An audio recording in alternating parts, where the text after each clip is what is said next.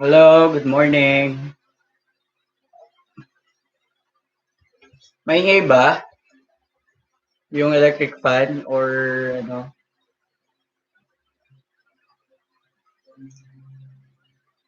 Please tell me kung maingay yung electric fan. Hindi? Okay, good. So, first, for sure naman nasa bahay kayo, tama? Please, walang lalabas. Okay? Can I donate $1? Sure! Grabe ka. Pwede mo na ibigay na lang doon. Okay? So, by the way, first, I hope you're in your respective houses. Sinong gumala pa dyan? Baka naman may gumala pa, ha? Wala nang gagala.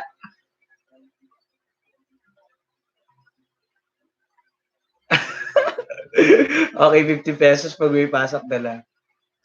So, by the way, we're here to first inform you that I will be using this channel for uh, the upcoming lessons for fourth quarter for the purpose of online lesson because I believe watching videos and reading contents sa internet is not enough. That's why I risk I will risk my dignity in pursuing this YouTube channel.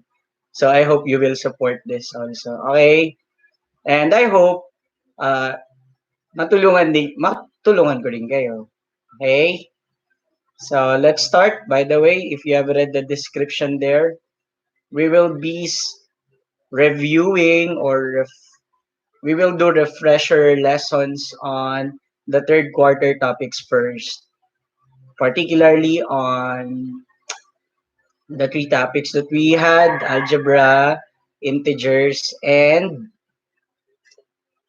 ano yan? Basic probability. So are you ready? Ready na ba? Please reply ready when you're ready. I mean, chat there on the chat box kung ready na. Okay, good. So first, I will be posting questions and discuss it in a formal way, in a classroom type like way. So meron akong whiteboard and marker. Bumili pa ako para dito because I don't have any materials with me. And nakatayo ako kung makikita nyo. So let's start. So our first topic would be about integers. Okay, so yun yung pagkakasunod-sunod ng lesson natin last quarter. We have the integers, followed by algebra, and and lastly, the basic probability. And all of those topics uh, is included on your third quarter assessment. Okay, so please, by the way, you have to take all the assessments on your Araling's account seriously because everything would be recorded since we don't know until when is the online online lesson. Okay, so let's start. Integers muna tayo. Okay, let's get started. So for integers, baba ko lang konti. You don't need to see my face. I want you to see what I'm writing. Okay? So for integers, again, by description, I hope you could see it. Oh no, baliktad. Okay? Baliktad ba? Mm-hmm. That's a problem.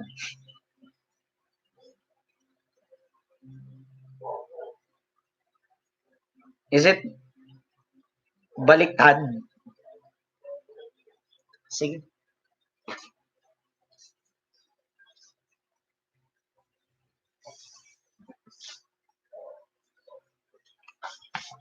Wait.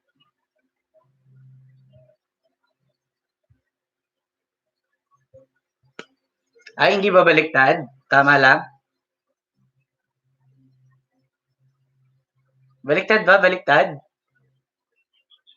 Hindi. Okay, it's not baliktad.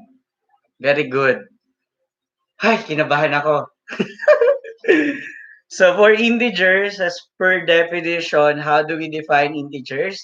They are the positive and negative whole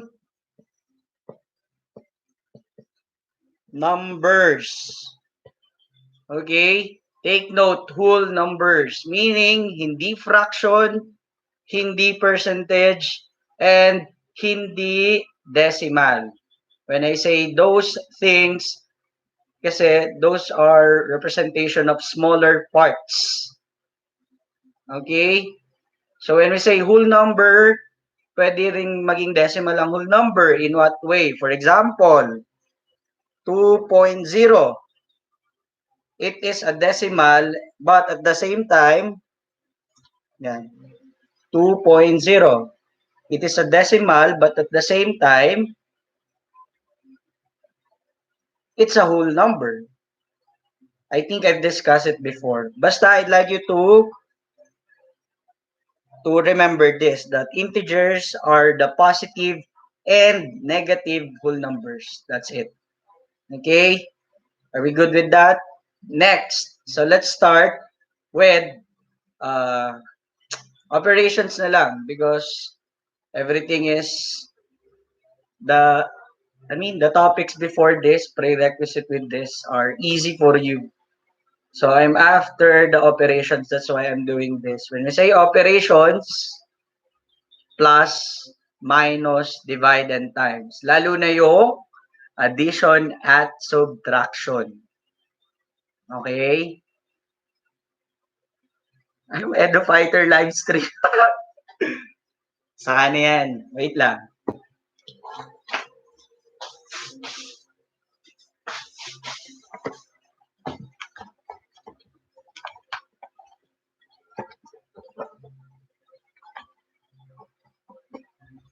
Okay, so now let's move to operations. Yan, pinantay ko na electric fan kasi natutuyo yung marker. Okay? So let's start. So for multiplication and division, we have the same rule. And what is that rule? Like signs, let's say positive, positive, or negative, negative is always, the sum or the product and the quotient is always positive. Okay? So take note, kapag dalawang numbers yung minumultiply or dalawang integer. Okay? Halimbawa, positive 1 times positive 1 is positive 1. Negative 1 times negative 1 is also positive 1. So tatandaan lang, kapag multiplication,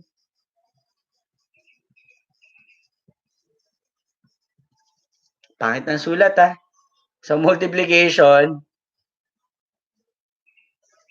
for like signs, the answer is always positive. But for unlike signs,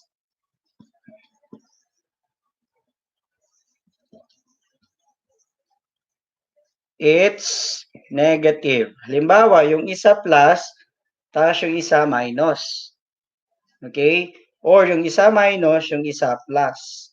The answer is negative because they are unlike signs. Okay? Halimbawa, positive 2 times positive 3. Ang sagot, positive 3. Okay? We're after the sign because I believe you can do the multiplication or the division. Okay? We also follow the same rule for division also. Okay? Ganun din gagawin natin. Kunwari, positive 1, dinivide mo sa positive 1, ang sagot, positive 1 pa rin. Kapag yung negative, dinivide mo sa negative, positive pa rin ang sagot because we follow like signs, positive, and unlike signs, negative. Question so far. Sir, mas pangit sulat ko. That's multiplication. Yes, this is multiplication. Sir, nasa handwriting. Don't mind the handwriting. I hope you could recall the rule at least. Question. Post your question. May I please go to the bathroom? Oh, make it quick. Okay? So now punta tayo sa addition subtraction because that's where medyo complicated yung rule. Okay? And some of you, lalo na pagdating sa subtraction. Okay? Sir, water fountain. Okay? Question, are we good? Para addition na tayo. Sir, pa-shoutout. Gerard. Hi, Gerard. Hi, OLG. Hi, OLC. And hi, MHC. O, lahat na yun, ha? Okay, sige. Next na tayo. Uy!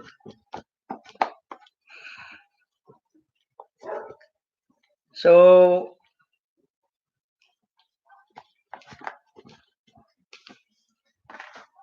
this time, let's move to... Ay, nahulog ka.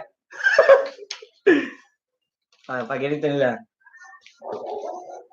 Addition. Okay, for addition, anong gagawin natin? Kaya mo yan, sir.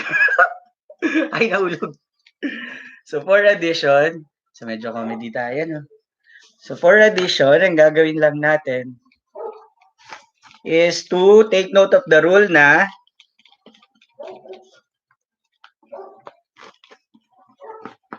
actually, we could use the multiplication and division rule, right? We just have to translate that into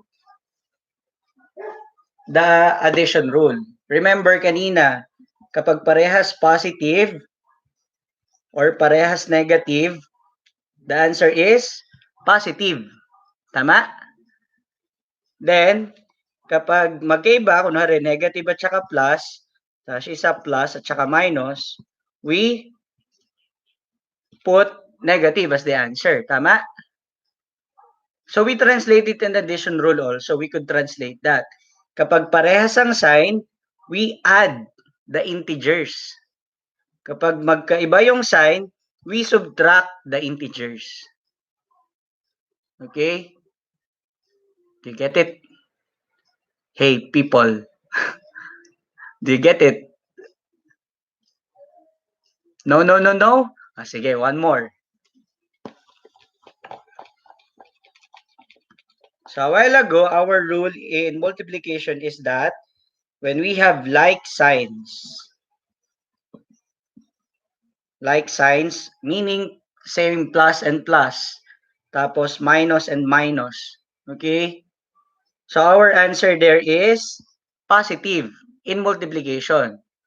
So in addition rule naman, it's the same. Kapag plus at saka plus, we add. Or kapag negative at saka negative, we still add. Okay, for example, positive 6, take note, we are not writing the positive sign anymore. Positive 6 plus positive 6 is 12. And the answer is positive because you added two positive numbers. Okay? And kapag parehas naman negative, kunwari, negative 3 plus negative 4, so as you could see, parehas negative. So sabi natin, kapag parehas negative, we still add. So 3 plus 4, 7, but the answer now is negative because you added two negative numbers. Tama? Okay, so sir, paano kapag unlike naman? So if it's unlike, So far, do you get it? Do you have question? Are we clear with that? Were you able to recall at least? Okay. So let's move to unlike. Anong gagawin, sir, kapag magkaiba yung sign? Kunwari, isa plus, isa minus, sir. Anong gagawin? So actually, that's what makes the rule confusing. Kasi imagine addition yung operation, but we subtract. Okay? So that's what make it more confusing. So for unlike signs, so we have negative and plus, plus and negative. So in multiplication division rule, the answer there is negative. So we could translate that also na kapag magkaiba yung sign, we will subtract the numbers. Okay? But the main rule that you have to remember there is, sir, ano yung magiging sign ng sagot? Okay? Sir, positive ba o negative? Ano po yung magiging sign ng sagot? So, take note, kung naalala nyo yung turo ni Miss Cortez, na the answer, the sign of the answer is or will be coming from the higher digit. Sir, di ko gets. Oh, wait. Halimbawa, we have positive 3 plus negative 6. So, we agreed a while ago na kapag unlike sign, anong gagawin? We will subtract, right? Okay, so if they are 3 plus negative 6, so we have to subtract 6 and 3. Tama? So when we subtract, we will get 3 as our answer. But the question is, what will be the sign? The sign would be the positive or negative. Okay? Tatandaan nyo na kukunin nyo dun sa higher digit. If 6 is the higher digit and it's a negative, therefore the answer is negative. Na-recall? Na-recall? Were you able to recall?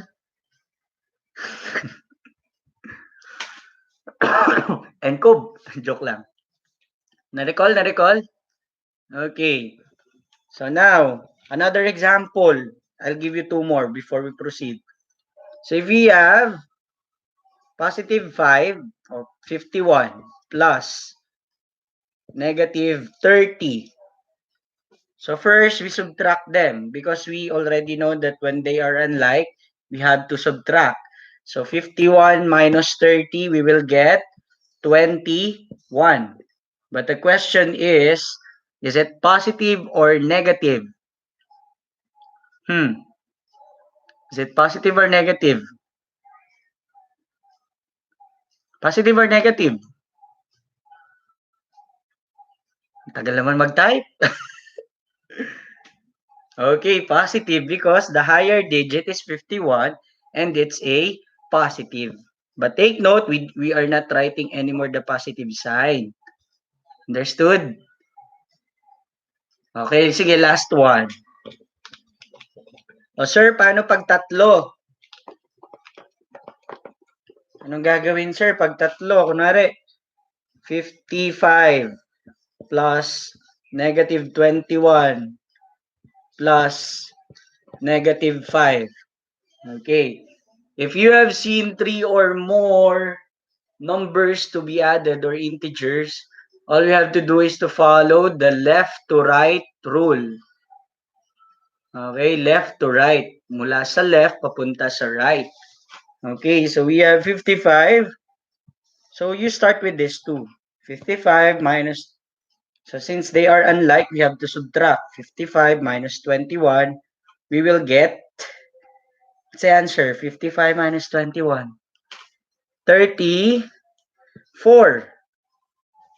Is it positive or negative? So positive because 55 is higher than 21 and 55 is positive. So now you have this.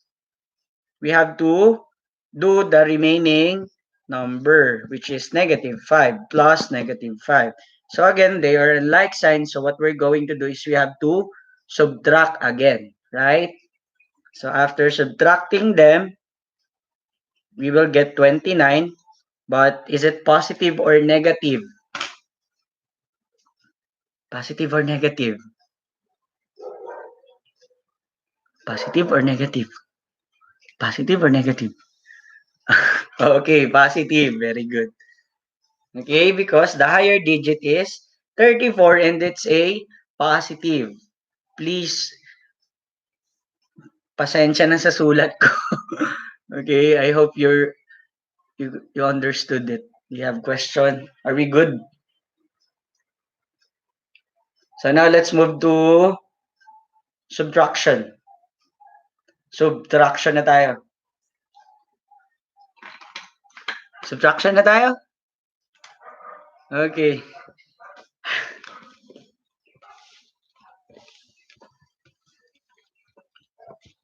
Okay, subtraction. So if you could still remember, addition and subtraction rules are the same. It's just that you have to do one step before doing the rule for addition or following addition rule. And what is that? Could you still remember the first rule? Okay, I've seen an answer there. KOC. Ano ibig sabihin ng KOC? What's the meaning of KOC, people? Okay. By the way, ang tawag sa inyo, mga mathsters. Mga ka-mathsters, hey mga mathsters, please tell me, what's the first rule in...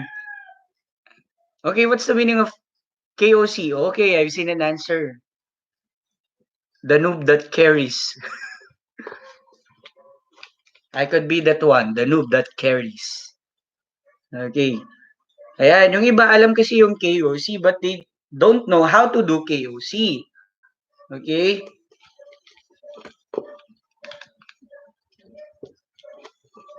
You know what's KOC but you don't know how to do the KOC.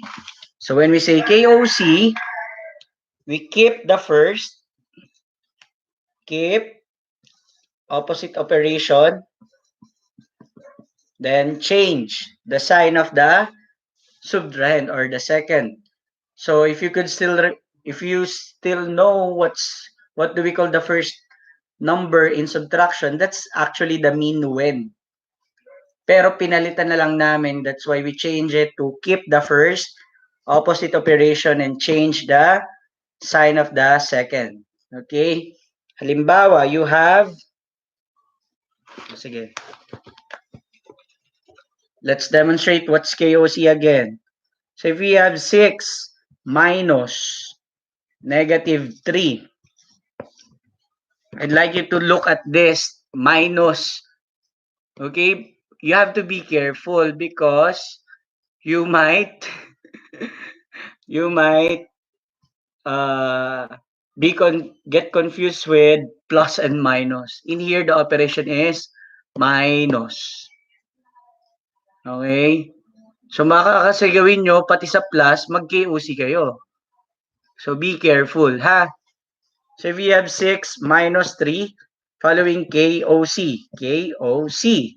Keep the first, so it would still be 6. Opposite operation, so it will be plus. Then change the sign, so it will be positive 3. So from negative 3, it will be positive 3. So there we have 6 plus 3, as I could see there on your chat box. 9. Okay, so 6 plus 9 is 6 plus 3 is 9.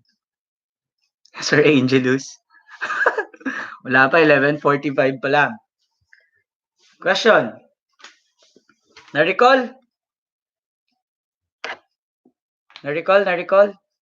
So after doing that, we follow addition rule. Okay? That's why our answer would be 6 plus 3 is 9. Because they are like signs, therefore we have to add. Clear? Ito, tandaan to. KOC, hindi KFC ha. Baka nagugutom na kayo. Pagkamalan yung KFC, it's KOC. Okay, 4 is follow addition rule. Okay. Are we good? Are we good? Next na tayo. Oh, gusto nyo kumain muna?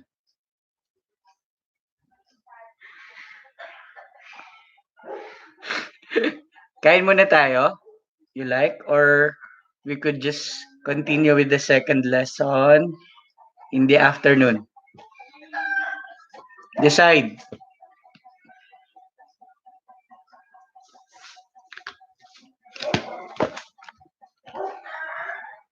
Hey guys, decide.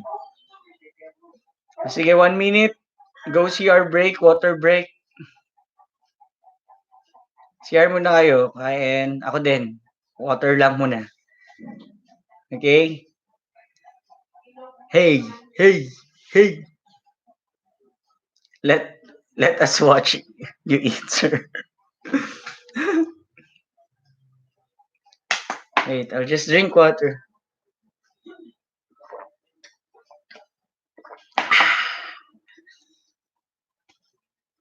Okay, let's go na.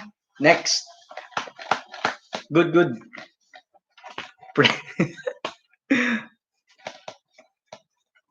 Next time I will do that. Continue na, sige na. Okay, sige, let's do.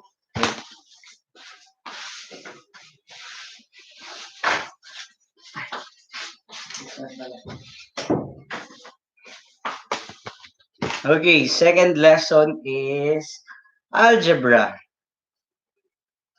Okay, algebra, when we say algebra, it involves operation, letters, and or variables. Okay, so the letters in math are called the variables or the literal coefficient. So you will, if you could still remember, we asked you to identify the basic terminologies. Okay? I've heard may mga section na nahihirapan dito. So, let's start with variable. Tandaan, variable ay letters. Okay? Actually, not only letters. You could use symbols. But we use letters in math. Particularly on when you will be in high school, we use letters. Okay? Next. Hindi lang. We have numerical coefficients. So what are numerical coefficients?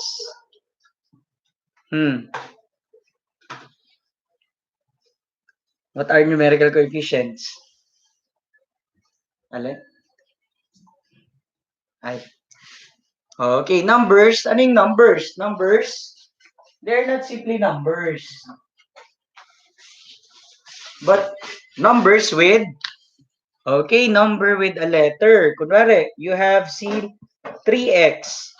This is the numerical coefficient. Kapag may kasama siyang letter, that's numerical coefficient. Okay, number with letter. Eh sir, paano to? Kunwari, y lang nakita ko, wala siyang number. Do we have numerical coefficient for this? How about if it's y alone? You cannot see any number. Can we consider that the numerical coefficient is 0? What's the numerical coefficient here? Okay, the numerical coefficient is 1. It's understood to be 1. Nahiya ako. Okay, very good. I've seen a lot of answers. So, 1. Pag may nakita kayong variable, kunwari x, y, z, walang number, they have numbers actually. Okay? It's just that we do not put 1 anymore. Okay? So 1z or z, it's the same. 1xy or 1, it's the same. Okay?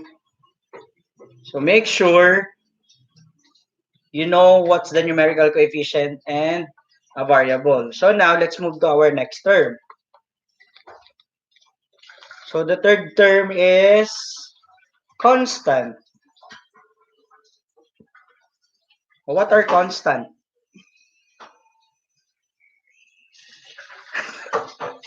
Pati si... Hi, Miss Jean. Niloloko mo ng mga teachers.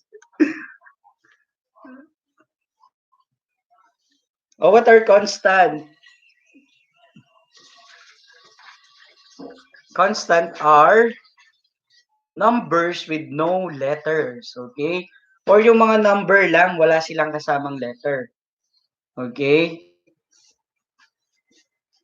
Constant, hindi constant. Constantes. Okay, only number. For example, we have 3x plus 1. What is our... Oh, what? 3x plus 4. What is our constant here? Constant. This one, the constant. I'm looking for constant. So the constant here is 4. Okay, it's not 3, huh? 3 is a numerical coefficient, not a constant.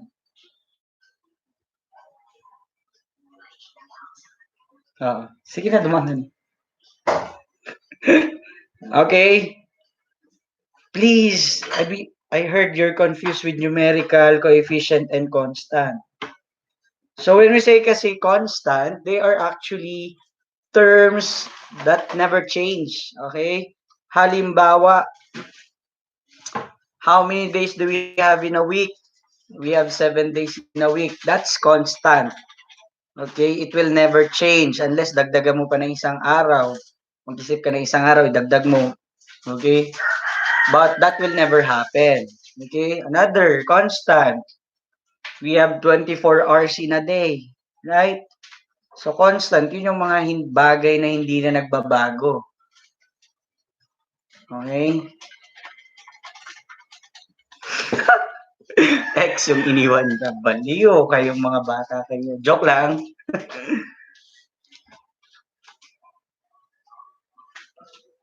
Anong 24? Okay, 24 hours. Okay? So, meaning, when you say constant, as is yun. Okay?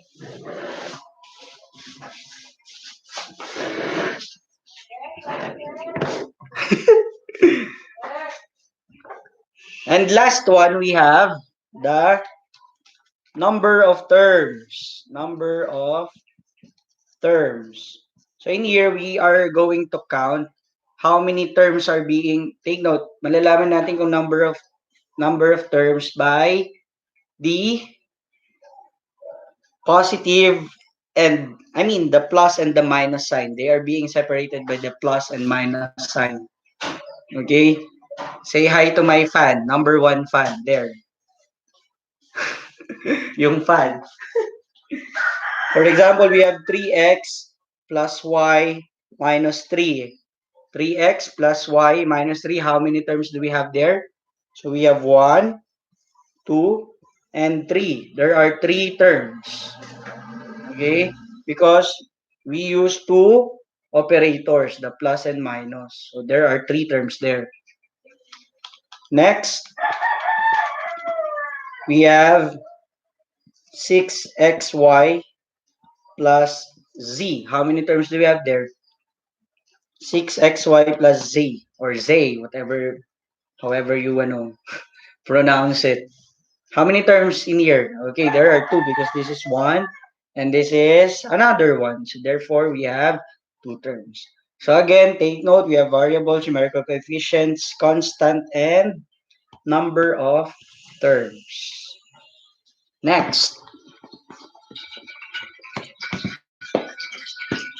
So I'd like you to answer by replying or typing your answer in the chat box.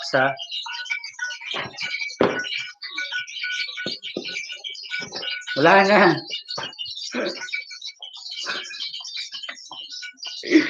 Walang tissue. Okay, wait. Hirapan na ako mag-ano. Hindi yan permanent.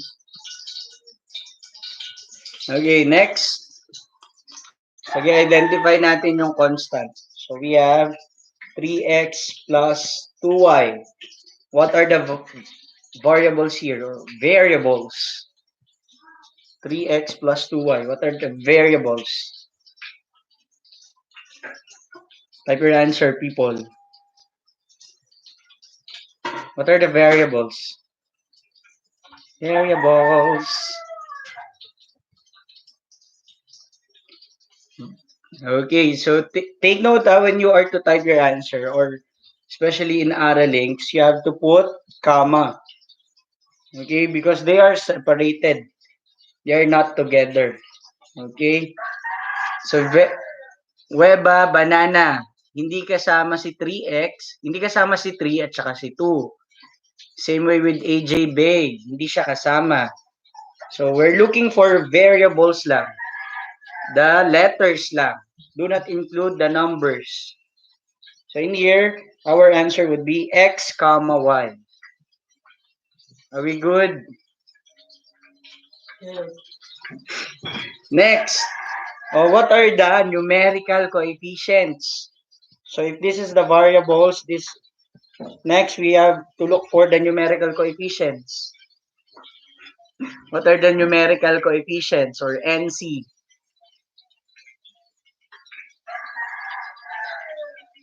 Dark shadow, ready chord blocks, brook. Ano daw? So we have 3, comma, 2. Okay, very good. AJ Bay. We're looking for numerical only, the numbers without the letters. So you don't need to type the numbers. Oh, Shea, why do you have 1, 3, and 2 there? It's only 3, 2 only. Okay? I know. Then last, what is our constant? Do we have constant here?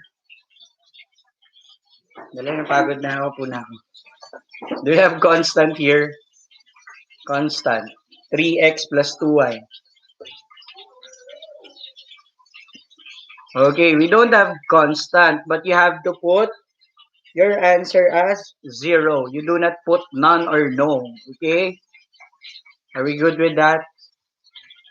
So you're going to type your answer there as 0. Then last, how many terms do we have? Basically, we have 1 and 2 terms. Okay, last one.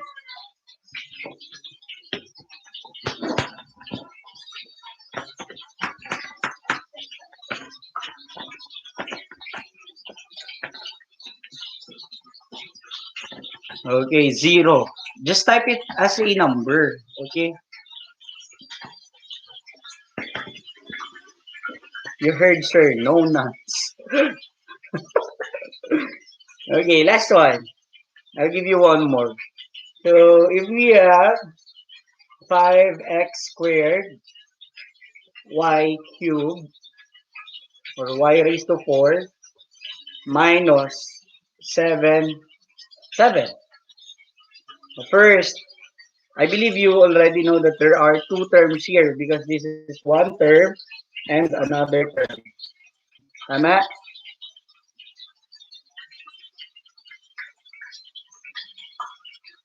Now, my question is, what are the variables? Let's look for the variables. So, what are the variables? Uy, by the way, let us pray muna. Oratio Imperata.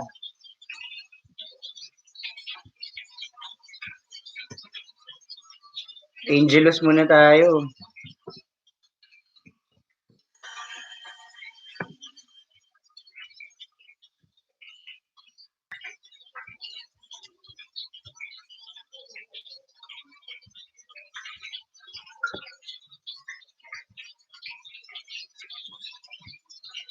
Wait.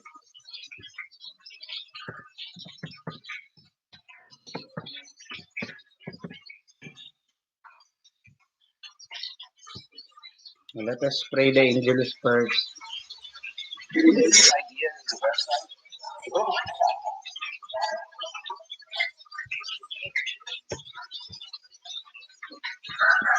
And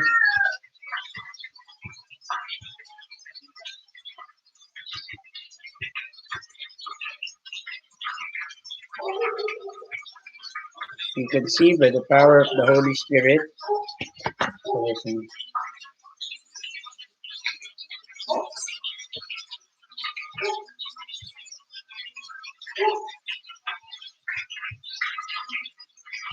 Pray for us sinners.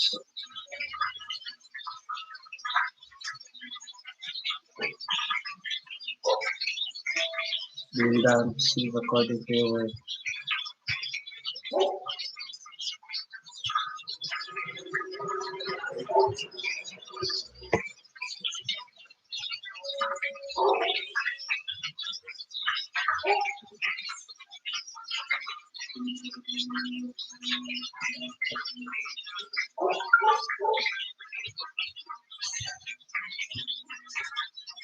The Lord is with you. Blessed are you among women. Blessed is the fruit of thy womb, Jesus.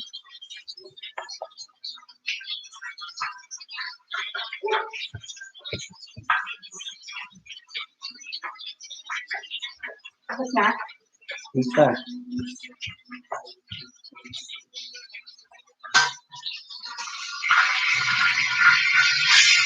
grace into our hearts.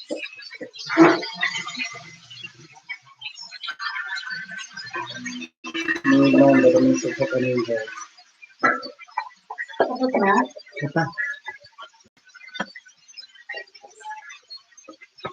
Amen.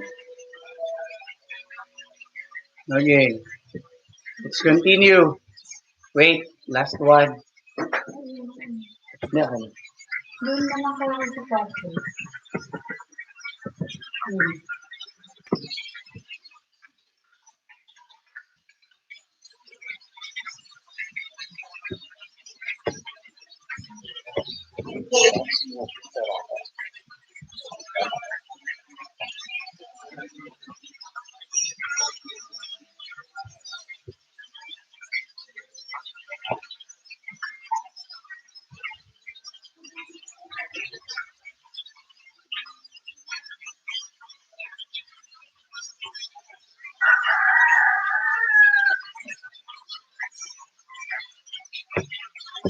Yung lunch na po, sabi.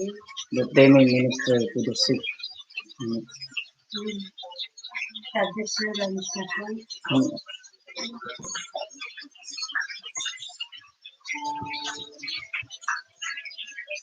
That maybe start to help you to work for the good of all and to help those in need. Through Christ. In the unity of the Holy Spirit. God, so loving and Ano God. kayo? Ano lang? Pray for us. Pray for us. Pray for us. Pray for us. Pray for us.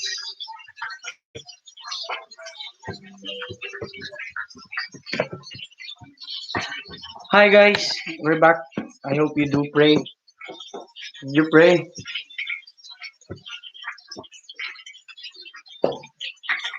Miss Cortez, nandiyan ka na ba? Okay, wala siya. Good. Tinatanong nila sino ka daw. Ito ba ako? So I hope you do pray also the Oratio Imperata every 12 p.m. I mean 12. Yeah, 12 p.m. Okay. Narinig nyo ba yun? So sana narinig nyo din yun. So for those who want to eat, you may eat now. Pero pwede nyo pa naman siyang makita yung video later after the live stream. Okay, just view it again, recall it. Okay? Yung mga gustong ano, yeah, good afternoon, people. Na-miss nyo ba na ba magpumasok?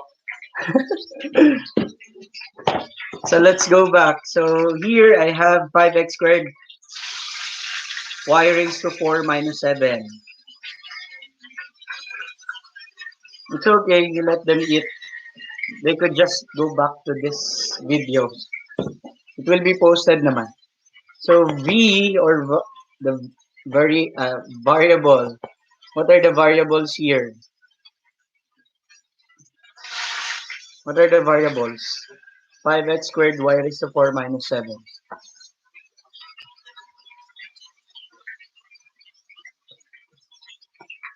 xy. So some of you I've seen answered xy. xy. Okay. X squared y raised to 4. So almost Shea. For those who answered xy, you did not include the exponent. As you can see, this is not a whole number. That's why we cannot consider that as a numerical coefficient or a constant. Nor a constant. Okay?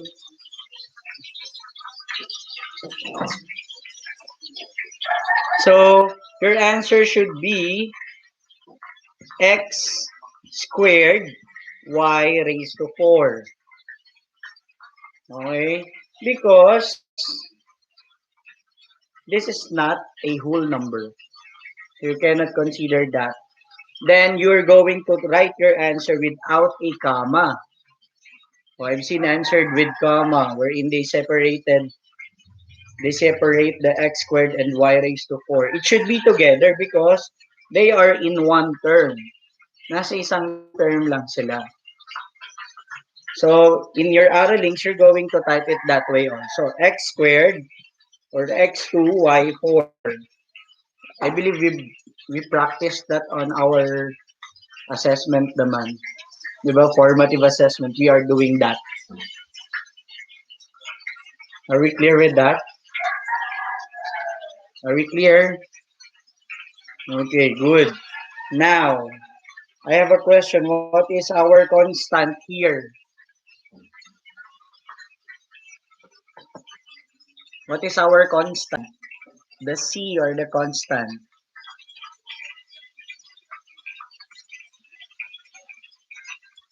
It should be together without space. Okay? Because they are in one term. They are not separated by operation. Okay? So, negative 7. Very good. It's not only 7. Okay? Negative 7. It's not positive. Because as you could see, merong minus. And the operation there also indicates the sign. The operation will tell you if it's positive or negative also. Oh, saan galing yung 5? 5 is what here? 5 is a... What is 5? What is 5?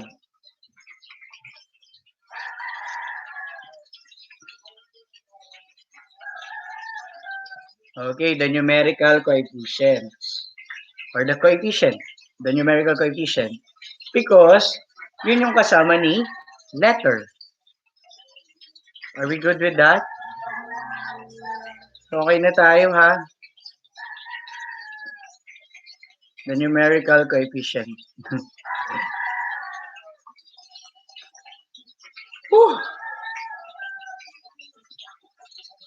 Are we good? Are we good?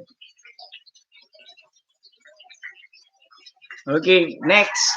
So I hope you will get perfect on this part. Now, let's move to... I'll be moving to the last topic, which is probability. Pero, I will just be posting or send you a link on where you could review the translating part. Stop Mimi. Okay. Kaya pa. I actually miss talking. Okay. Isang linggo na akong hindi dumadalda. So, it's okay. So wait lang ha. I will just clean my whiteboard.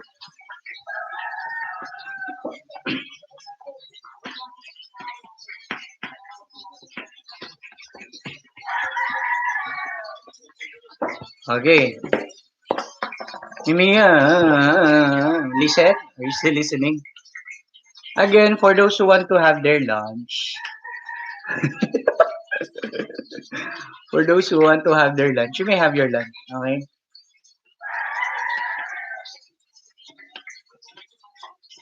Yeah, you may. If you feel you're ready with the assessment, you can take the assessment na. Okay?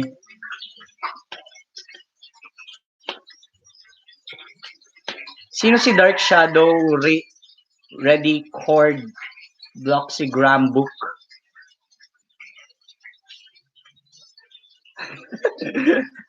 Grabe naman ngayon.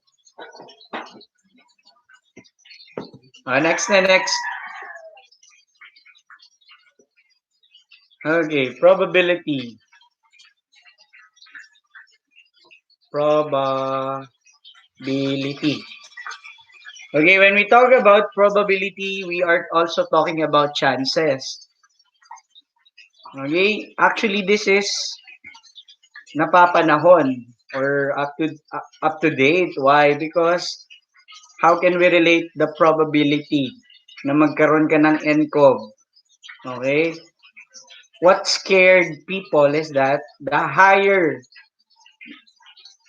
number na nagkakaroon ng NCOV, okay, mas tumataas din yung chance na pwedeng kumalat. Parang ganon.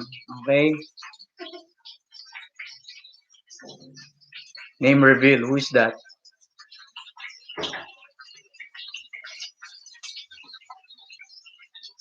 Kaya huwag kayong maglalabas ha. Para lumiit yung probability na magkaroon kayo ng NCOV. Another is to use 70% isopropyl alcohol. Nag-advertisement pa ako dito. Naalala nyo saan to galing? Sino mga naka-receive nito? Sino mga naka-receive niyan?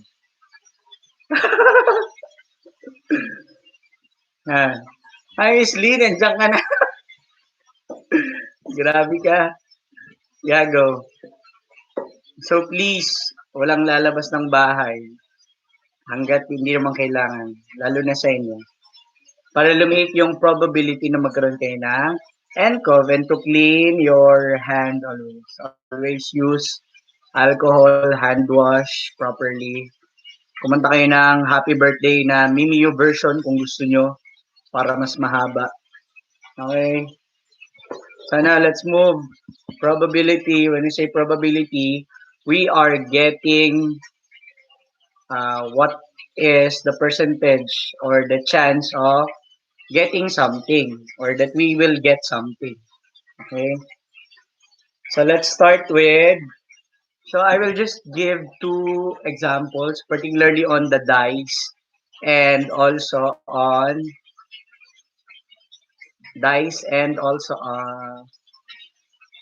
saan yun, Miss Lynn? Sa bola, right? Or balls or chips, something that could be drawn out of a box or basket. Okay? So yun yung dalawang particular na ibibigay ko example.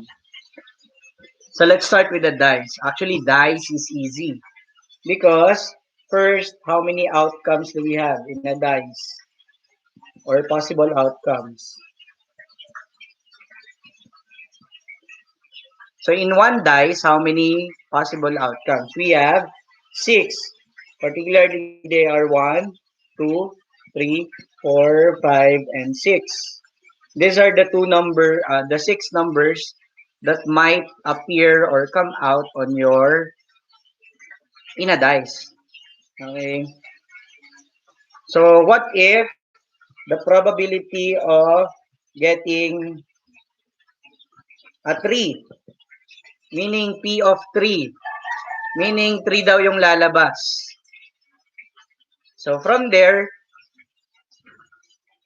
basically, your denominator would always be the total number of outcomes. And you have to count ilan ba yung 3 meron sa dice. So we only have 1, 3 in a dice. And this is that one. Okay, kaya your answer is 1 over 6. Other question. Why is it 1 half? Bakit ko yan? The 3 here tells you that the outcome is 3, not as your numerator. Okay? Meaning, ilan ba yung chance na lumabas ang 3 sa dice? Di ba isa lang? Kasi isa lang naman yung 3. Tapos na ako. Last topic na to. Okay? So next, what is the chance na even number yung lalabas? Okay? Even number ang lalabas sa dice. So in a dice, we have 1 to 6. How many even numbers do we have? So yun yung hinahanap natin. Probability na ang lalabas ay 6. Ang lalabas ay even number. Okay? If we're talking about even numbers, and we are referring to 2, 4, and 6. And how many is that? 1, 2, 3. So that's 3 over 6. But take note that you have to always simplify your answer. So lowest term lagi. So 3 over 6 is 1 over 2. Okay? 3 over 6 is 1 half, not 12.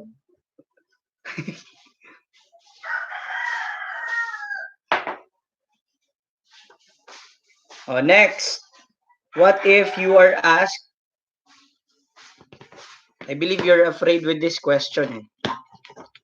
Remember your assessment and aralings na binigay namin. And most of you are having a hard time answering that. So what is the probability na ang lumabas ay... Okay na. Let's move to 2 dice. Okay? 2 dice. Dalawang dice. So, I believe, as you all know, there are 36 possible pairs na pwedeng lumabas when you roll 2 dice. So, 36 possible pairs or outcomes. Okay? There are 36. Kain ka na lang. Possible pairs from 1, 1 to 6, 6. If you want to check on that, you may refer to your book. Nasa page... Ay, hingal. 277 ata. I'll check first. Oh!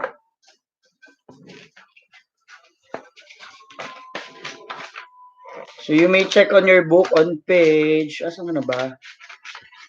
281. Nasa page 281. Ha? Makikita nyo dun yung 36 pairs mula 1, 1, 1, 2, 1, 3 hanggang 6, 6 yon. That's why there are 36. So that will serve as your denominator always. Okay? So paano pa kapag ang tanong, probability na ang sum. Usually the questions is like that. The pair is sum or product. Sum is 6. So meaning, mali, dapat sum of 6. So you should write sum of 6.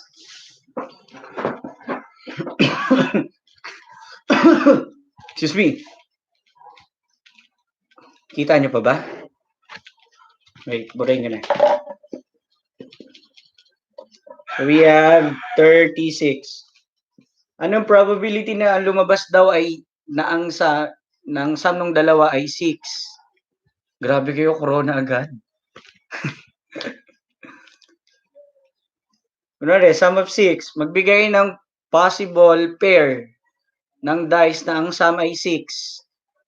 Dalawang dice ni roll. Magbigay, kahit isa. 1/6 agad? Okay, sige. So what are the possible outcome or pairs?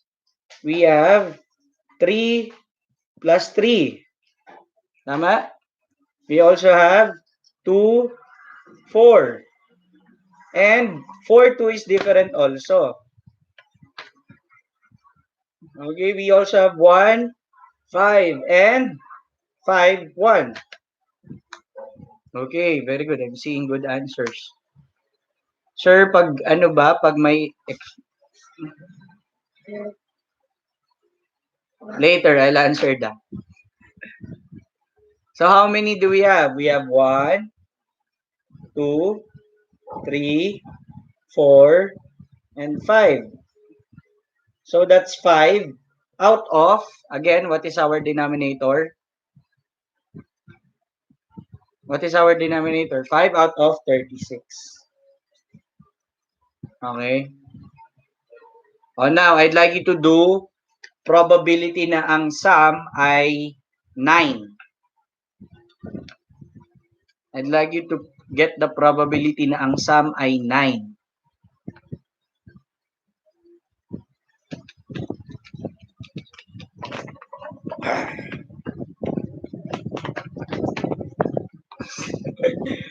Probability of getting a sum of 9.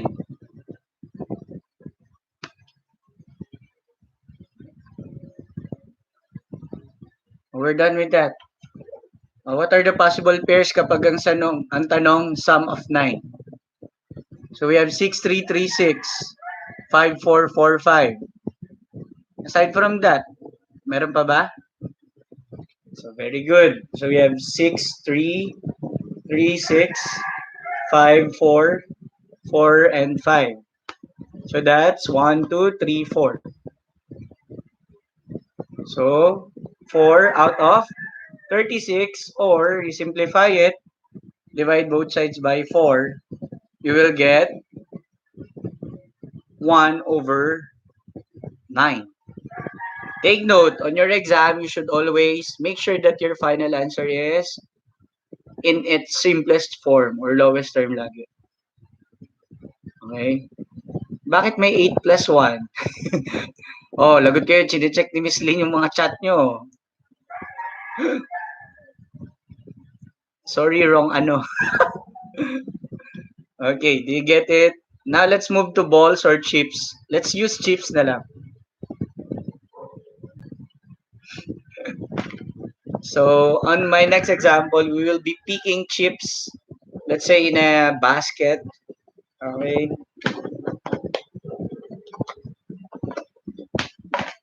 So, wait. Give me 30 seconds to clean this one.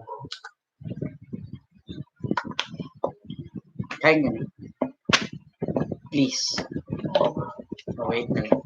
Last topic. I mean, last example. I hope nakakatulong, di ba? Sir, bakit yung iba hindi sinisimplify? Okay, paano hindi sinisimplify?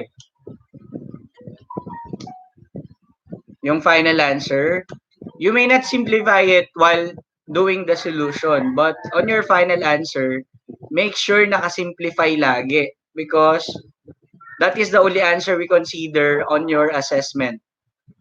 Okay? We will not consider answers na hindi simplified. Naririnig ka ni Lynn. Ay, kain na daw. Okay, so now let's move to the last one para makakain na kami. And kayo din para makakain na kayo. Again, if ever you miss some of the lesson here, you may just visit it later. Just look for this. Anyway, I'll be posting it on your Araling's account para ma-direct kayo dito. Okay, so now, let's say we have 3 red, 5 blue, and 2 green chips. We're talking about chips, not balls. Okay, sir, kain na ako. Tapos, sino kasama mo, sir? Mamaya. So, we have 3 red. Kumbaga, sa isang basket daw, merong 3 red na chips, tapos 5 blue na chips, at saka 2 green na chips. So, let's say, I will be looking for the probability na ang mabunot ko, I will be picking one chip. A chip. I'll be picking a chip.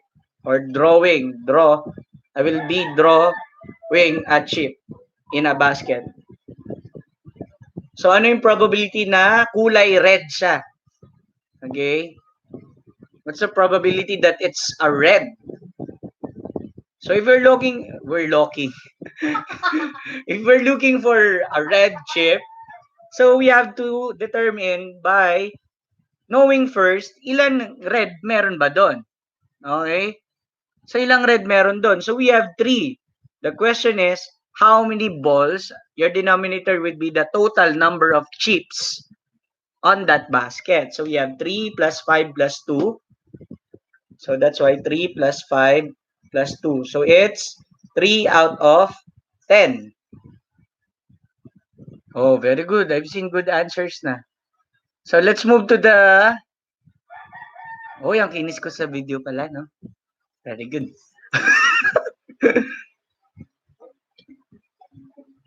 Di get it na? Magdalawang chips na tayo.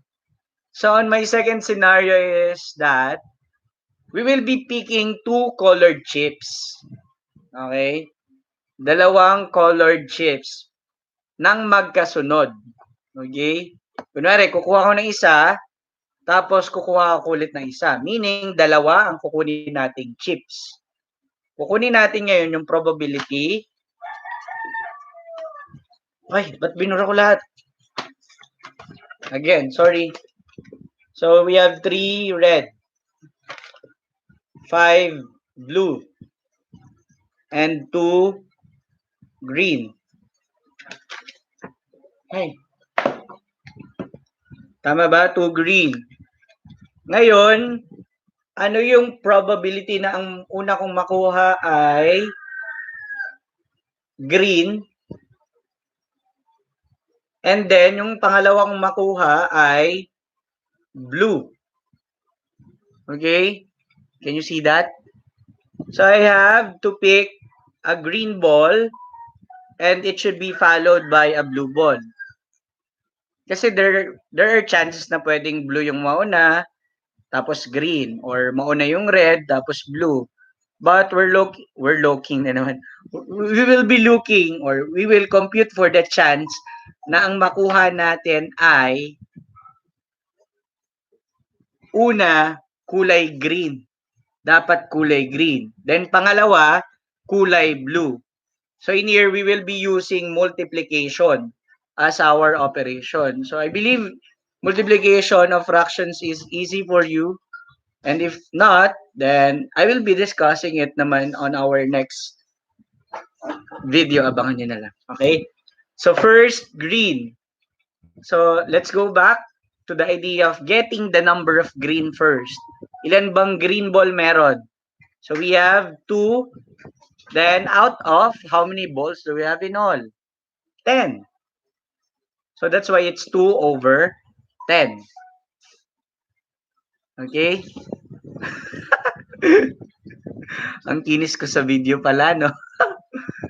So we have 2 over 10 times, the second is we're looking for the blue ball na chance na ang pangalawang makuha ko, nakakuha na ako ng isa. So pangalawang bola, kailangan kulay blue. Ano yung probability na kulay blue siya? So this is and then So for green and then blue. So 2 over 10 times, how many blue do we have? So there are 5 blue.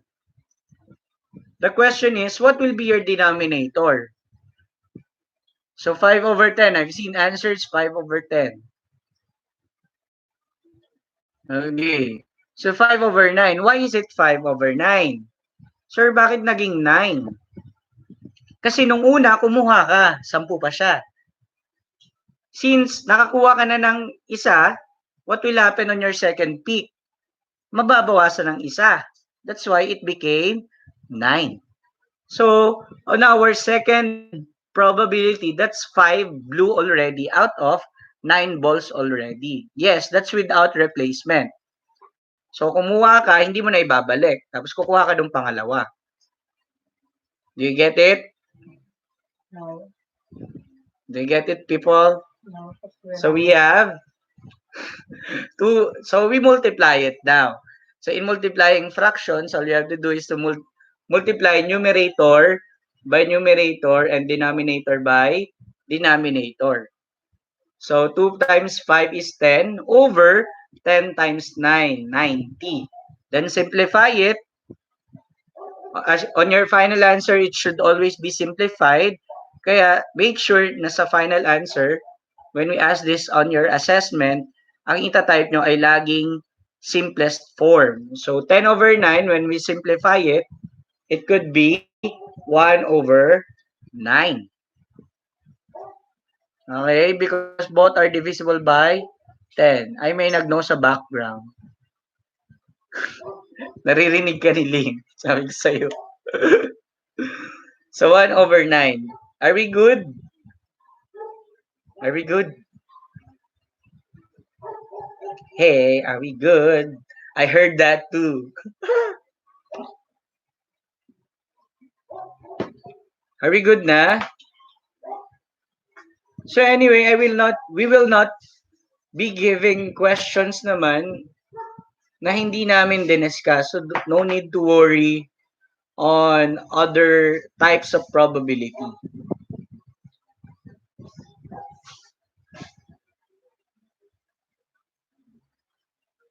So please, I'd like to see an okay emoticon or icon if we're good already. Hi, Ate Rochelle daw. Hi, sir. Paano 1 over 9? Okay, why is it y over 9? Yung 10 over 90, dinivide natin parehas sa 10 because that's their greatest common factor. Okay? Tama ba? No, it's not. I'm wrong with that. It's, Anton, factor. It's not factor. It's multiple. Okay? My parents are also watching. Okay, good to hear that. Okay? MHC ako, share ko lang. We don't mind naman if you're from other sections. Okay? The purpose is that for us to help you on your assessment. And later on, I would still be posting videos on our lesson para at least you could still learn even though we're staying at home. We will be quarantined for a very long time. Okay? Are we good? Okay, so if ever you're confused, you just review this video again. Okay? Balikan nyo lang tong video. You're free to go back to a specific lesson na diniscuss natin dito.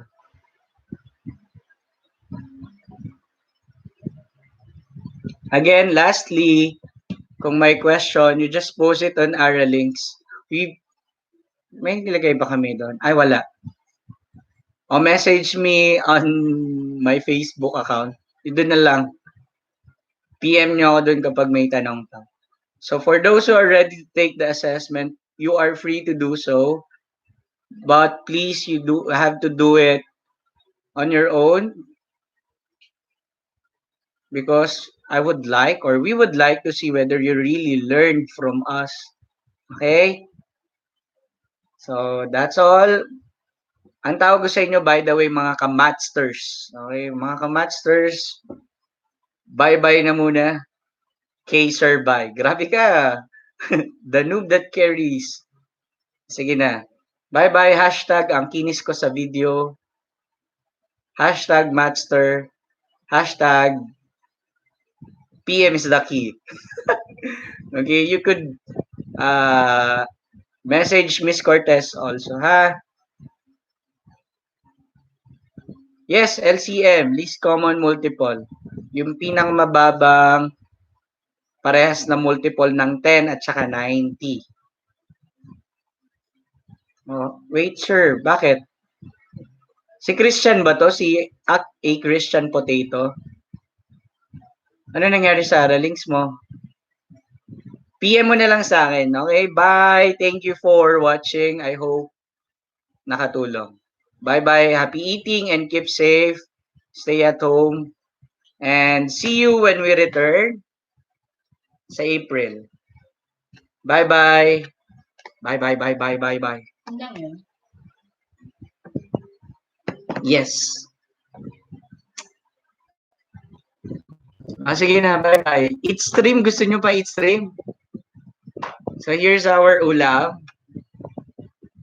What's this? Ay, bawas na. Ibig sabihin may kumakain dito. Sige, bye-bye. Ingat. And see you on my next live stream.